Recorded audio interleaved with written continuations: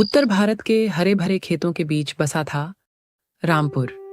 यह गांव दूर दूर तक फैले खेतों, कच्ची पगडंडियों और मिट्टी से सने घरों का संगम था। यहाँ की मिट्टी उपजाऊ थी, लेकिन किस्मत पत्थर जैसी कठोर।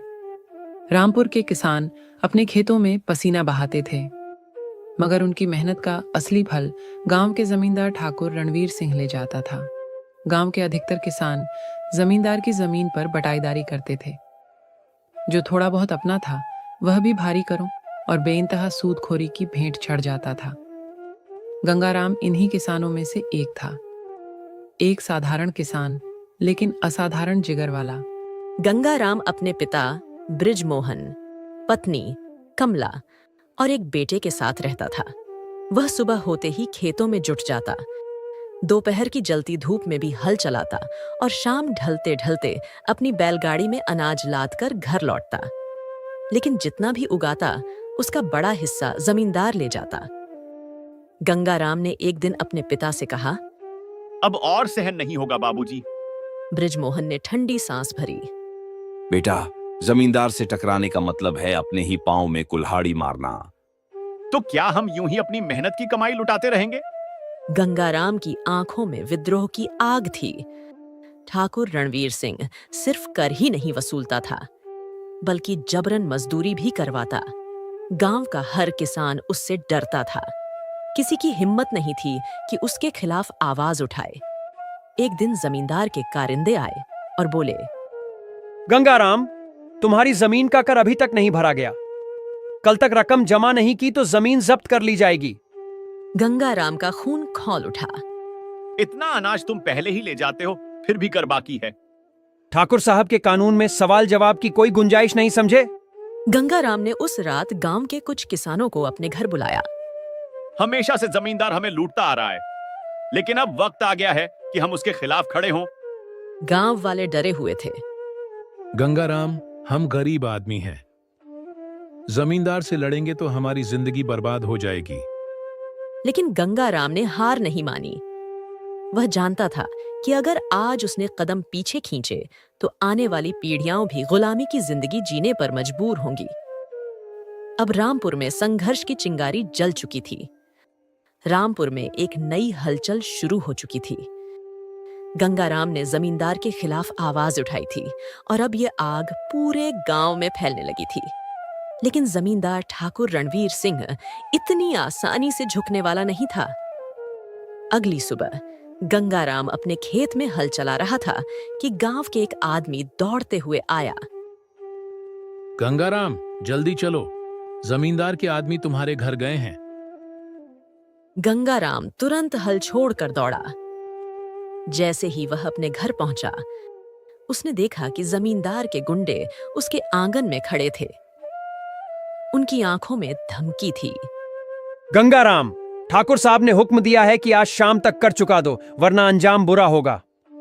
गंगाराम ने गुस्से से कहा, ठाकुर को कह देना कि अब हम उसके अन्याय को नहीं सहेंगे। अच्छा, तो अब तू बगावत करेगा? गंगाराम ने कोई जवाब नहीं दिया, लेकिन उसकी आंखों में एक दृढ़ संकल्प था।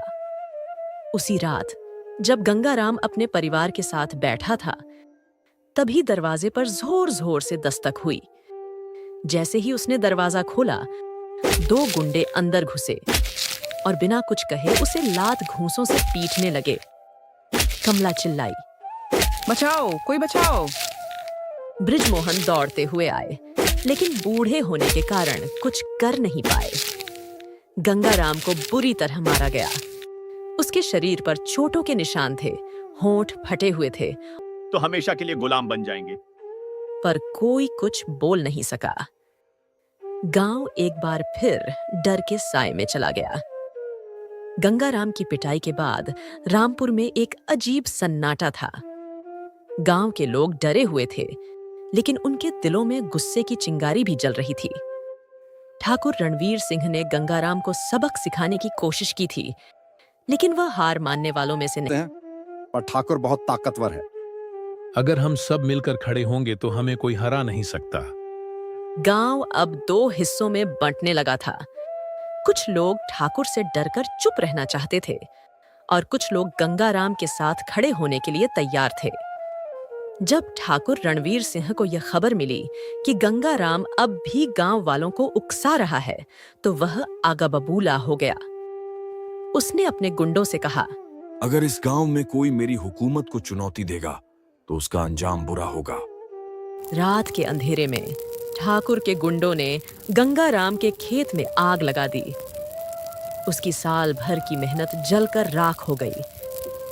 जब गांव वालों ने यह देखा तो कुछ की आंखों में गुस्सा था, तो कुछ की आंखों में डर। गंगाराम गुस्से से चीखा, अब बहुत हो गया। अगर हम आज चुप रहे तो कल हर किसान का यही हाल होगा। गंगाराम की आवाज में ऐसी आग थी कि धीरे धीरे गांव वाले उसकी तरफ खींचने लगे। गंगाराम और उसके साथियों ने एक योजना बनाई। अब वे जमींदार को कर देना बंद कर देंगे। अगर पूरा गांव एक साथ खड़ा हो जाए तो ठाकुर भी कुछ नहीं कर पाएगा। रामपुर में अब एक नई हलचल शुरू हो चुकी थी। गुलामी के खिलाफ विद्रोह की हलचल। गंगाराम के खेत जलाने के बाद रामपुर के हर किसी उसने अपने गुंडों से कहा, गंगाराम को सबक सिखाने का वक्त आ गया है। अगली सुबह जमींदार के 2 गुंडे गांव में घुस आए। उन्होंने रामलाल के बेटे को पकड़ लिया और सबके सामने उसकी बेरहमी से पिटाई की। एक गुंडे ने धमकी दी, देख लिया, अगर कर नहीं दिया तो यही हाल होगा हर किसान का। गंगाराम तेजी से दौड़ता हुआ वहां पहुंचा। उसने ललकारते हुए कहा, हम अब तुम्हारे जुल्म से नहीं डरेंगे। गुंडों ने उसकी ओर देखा और ठहाका लगाया। गंगाराम, तू बड़ा बहादुर बन रहा है। ठाकुर से दुश्मनी ली है, तेरा भी यही हाल होगा। लेकिन इस बार गंगाराम अकेला नहीं था। उसके पीछे गांव के दर्जनों किसान खड़े थे। भीड़ में से एक आवाज आई, अब बहुत हो गया। गांव वालों ने मिलकर जमींदार के गुंडों को खदेड़ दिया। अब यह साफ हो गया था, रामपुर के लोग अब जमींदार से डरने वाले नहीं थे। बस शुरुआत थी। ठाकुर रणवीर सिंह को यह बात हजम नहीं हुई कि गांव के गरीब किसान उसके खिलाफ खड़े हो गए। वह जानता था कि अगर इस आग को अभी नहीं बुझाया गया तो यह बगावत पूरे इलाके में फैल जाएगी। अब उसे एक चाल चलनी थी, एक ऐसी चाल जो गंगाराम को खत्म कर दे। ठाकुर ने अपने खास मुनीम को बुलाया। हमें गंगाराम को सबके सामने गुनहगार साबित करना होगा। मुनीम ने यह चोरी तेरे ही आदमी ने की है। अगर तूने चोरी नहीं की तो गांव की पंचायत में पेश हो। पंचायत बैठी, लेकिन पंच भी ठाकुर के डर से उसके पक्ष में थे। गंगाराम, हमारे पास कोई और चारा नहीं है। तू ठाकुर से माफी मांग ले, नहीं तो तुझे पुलिस के हवाले कर दिया जाएगा। गंगाराम ने गरज कर कहा, मैंने कोई अपराध नहीं किया, मैं माफी क्यों मांगू? ठाकुर की आंखों में नफरत थी। उसने पुलिस बुलवा ली। गंगाराम को गिरफ्तारी कर लिया गया। गांव वाले यह देखकर सहम गए। अब उनका नेता जेल में था। गंगाराम की गिरफ्तारी के बाद गांव में सन्नाटा था, लेकिन कमला, गंगाराम की पत्नी, ने हार नहीं मानी। उसने गांव के लोगों से कहा, अगर आज हमने कुछ नहीं किया। सभी ने मिलकर एक निर्णय लिया। गंगाराम को छुड़ाने के लिए वे जो भी होगा करेंगे। उसी रात गांव के किसान इकट्ठा हुए। उनके हाथों में लाठी और दरांती थी। कमला और ब्रिजमोहन के नेतृत्व में गांव वालों ने पुलिस चौकी पर धावा बोल दिया। पुलिस वाले अचानक हमले से घबरा गए। गांव वालों ने गंगाराम को जंजीरों से आजाद कर दिया। अब हम लड़ेंगे आखिरी दम तक।